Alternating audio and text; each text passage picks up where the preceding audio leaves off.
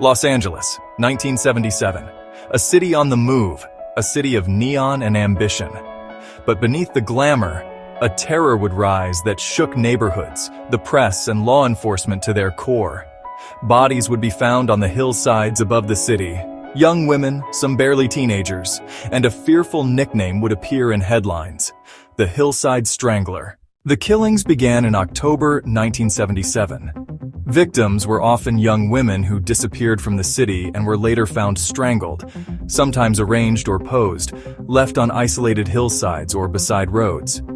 The pattern, method of death, post-mortem positioning, and the geographic clustering convinced investigators they were looking at a serial offender.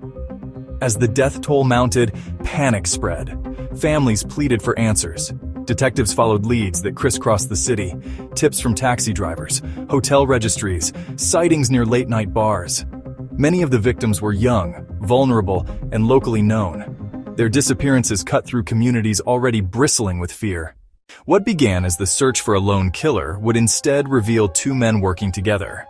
Angelo Buono Jr. and his adopted cousin Kenneth Bianchi were eventually identified as the perpetrators behind the killings attributed to the Hillside Strangler.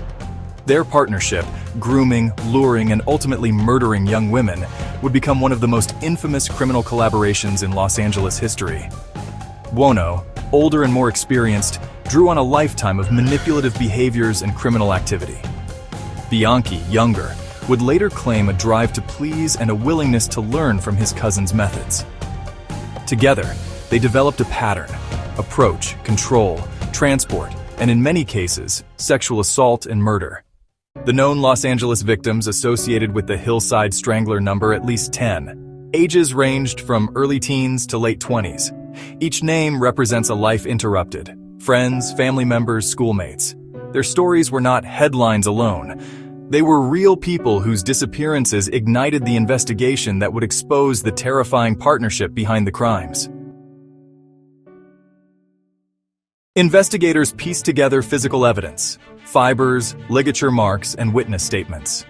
One breakthrough came through the careful collection of forensic material at crime scenes, a process that would later be scrutinized, improved, and used to link the crimes to suspects. But in the heat of the investigation, the sheer volume of tips and the evolving nature of forensic science challenged detectives at every turn. As investigators chased leads, jurisdictional boundaries and the scale of media attention complicated the work. The case became national news. Public pressure mounted for arrests and convictions. A key turn in the case came after Kenneth Bianchi left Southern California and traveled to the Pacific Northwest.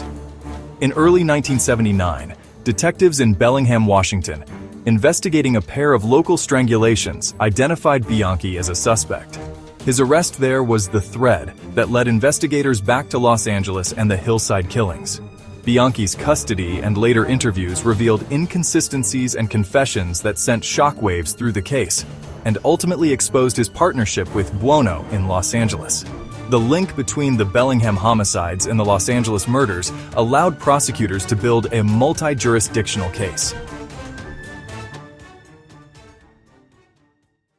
The legal unraveling of the Hillside Strangler partnership culminated in trial. Both state and federal procedures would play a role. Angelo Buono was tried, convicted, and sentenced to life in prison. Kenneth Bianchi, who had offered varying accounts of responsibility, including claims of multiple personalities, was convicted for murders across states and is serving life sentences.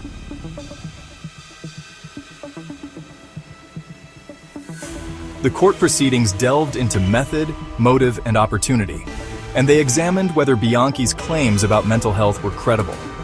Prosecutors presented witness testimony, physical evidence, and the pattern linking the crimes.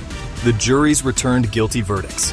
The convictions offered families a degree of legal closure, though the emotional and social scars remained. Angelo Buono died in prison in September 2002 while serving a life sentence. The official reports attributed his death to natural causes. He died behind bars after decades of incarceration for the murders. Kenneth Bianchi remains incarcerated. In recent years, his attempts at parole have drawn renewed public attention.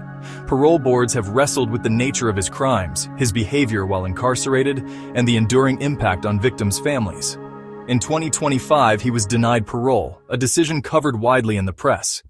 As forensic technology advanced and cold case units gained resources, the Hillside Strangler case, like many major crimes, was re-examined.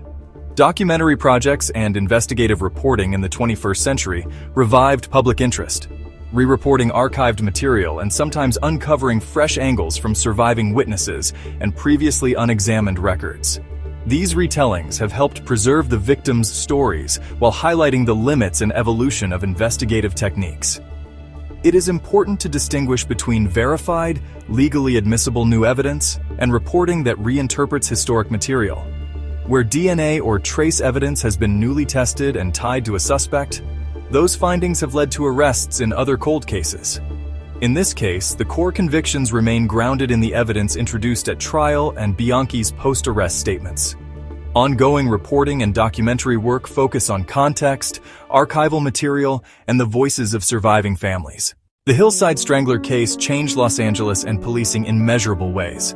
It exposed vulnerabilities in how missing person reports were triaged, how forensic evidence was collected, and how interjurisdictional communication could break down.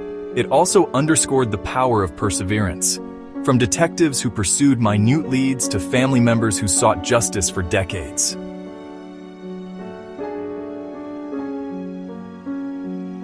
Beyond procedural shifts, the case remains a human story.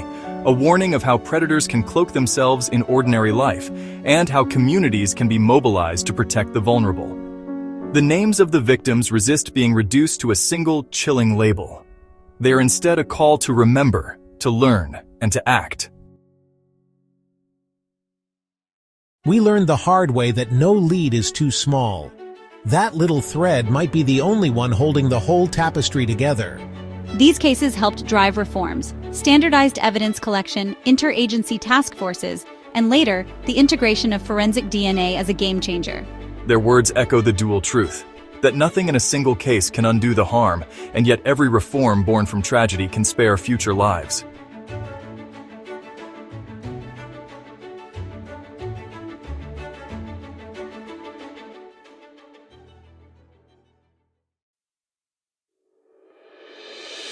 The Hillside Strangler label once fed headlines and fears, but the fuller story of victims, investigations, prosecutions, and the long search for justice is more complex.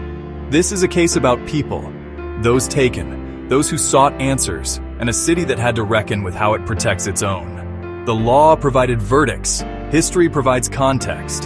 Together, they form the enduring record,